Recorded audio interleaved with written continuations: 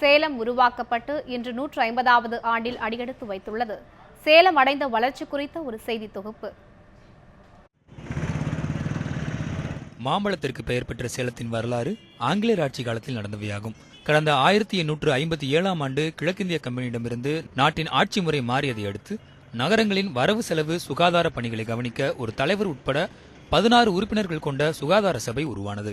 பின்னர் சுகாதார சபையானது கடந்த 1866ஆம் ஆண்டு நவம்பர் 1ஆம் தேதி சேலம் நகர சபையாக மாற்றப்பட்டது. 1885ஆம் ஆண்டு முதல் நகர சபைக்கு தேர்தல் நடத்தப்பட்டு உறுப்பினர்கள் தேர்ந்தெடுக்கப்பட்டனர். இத்தகைய சிறப்புமிக்க சேலத்தை ஸ்மார்ட் சிட்டி பட்டியலில் இணைத்திருப்பது மகிழ்ச்சி அளித்தாலும் அதை முழுவீச்சில் செயல்படுத்த வேண்டும் என்று கூறுகின்றனர் சமூக ஆர்வலர்கள்.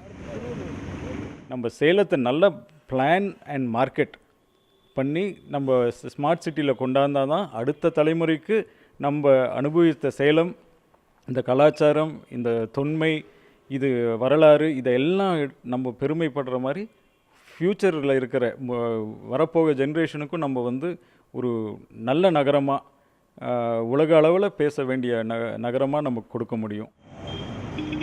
கடந்த 149 ஆண்டுகளில் வந்த ஆட்சியாளர்களால் சேலம் எண்ணற்ற வளர்ச்சியை அடைந்துள்ளது. பல்வேறு பரிணாம வளர்ச்சி அடைந்துள்ள சேலம் தனது 150வது பிறந்த நாளை இன்று கொண்டாடி வருகிறது. இத்தனை ஆண்டுகளில் சேலம் மாநகரம் அடிப்படை வசதி உள்ளிட்ட அனைத்து விதங்களிலும் தன்னிறைவு பெற்றுள்ளதா என்றால் இல்லை என்பது மட்டுமே பதிலாக உள்ளது. நிர்வாக வசதிக்காக 60 கோட்டங்களாக உள்ள சேலம் மாநகராட்சியை 100 வார்டுகளாக அதிகப்படுத்தி காவல் நிலையங்களின் எண்ணிக்கையும் அதிகரிக்க வேண்டும் என்றும், போக்குவரத்து நெரிசலை சீர் செய்ய மாநகரை சுற்றி 4 இடங்களில் பேருந்து நிலையங்களை ஏற்படுத்த வேண்டும் என்றும் கோரிக்கை எழுந்துள்ளது. எங்கள் காலத்தில் ஆரம்பித்தோம், மதுரை பஸ் அங்கே தான் ஆரம்பித்தோம். அது பார்த்தாலும் இங்கே மாற்றுறோம். இப்போ இங்கே அதிகமான ஜனம் வர்றாங்க, அது 4 இடமா மாற்றுறோம். இப்போ அம்மாப்பேட்டை ஒன்று, கருப்பூர் பக்கம், இப்படி சீலை அப்படி போட்டு மாற்றினா கொஞ்சம் ஜனம் இருக்கும், கம்மியாக இருக்கும். இன்னும் எவ்வளோ இன்னும் பண்ணுறதுக்கு இருக்குது, இன்னும் பண்ணலாம், இன்னும் முயற்சி பண்ணலாம். அதுக்கு அரசாங்கம் ஒத்துழைக்கணும். தமிழகத்தில் திராவிட இயக்கம் துவங்கியது சேலத்தில்தான். இத்தனை சிறப்பு வாய்ந்த சேலம் மாநகராட்சி 150வது ஆண்டு விழாவை அரசு விழாவாக கொண்டாட வேண்டும் என்பது சேலம் மக்களின் கோரிக்கையாக உள்ளது. இந்த சேலம் மாவட்டத்தில்தான் ஜஸ்டிஸ் பார்ட்டி என்ற கட்சிக்கு திராவிட கழகம் என்று பெயர் சூட்டப்பட்ட மண் இந்த மண். அந்த தீர்மானத்தை வெளிமொழிந்தவர் பேரறிஞர் அண்ணா. தந்தை பெரியாரால் உருவாக்கப்பட்ட இயக்கம் வளர்ந்தது இந்த திராவிட மண். இந்த ஆண்டில் சேலம் தினம் குறித்து மக்களிடையே விழிப்புணர்வு ஏற்படுத்தும் விதமாகவும், பள்ளி கல்லூரி மாணவ மாணவியரிடம் நல்ல கருத்துக்களை கொண்டு சேர்க்கும் விதமாகவும் விழிப்புணர்வு நிகழ்ச்சிகள் நடத்த திட்டமிடப்பட்டுள்ளன. பெயிண்ட் பண்ணுறது, டிராயிங் வரைகிறது, இந்த வேலை செய்கிறோம். இதோடு நிற்காமல் இந்த வருஷம் பூரா மரங்கள் நடுறது, சாலை ஓரங்களில் மரங்கள் நடுறது, நீர்நிலைகளை பாதுகாக்கிறது, இந்த மாதிரி பல்வேறு பணிகளை செஞ்சு சேலத்தை திரும்ப மீட்டெடுக்கணும்.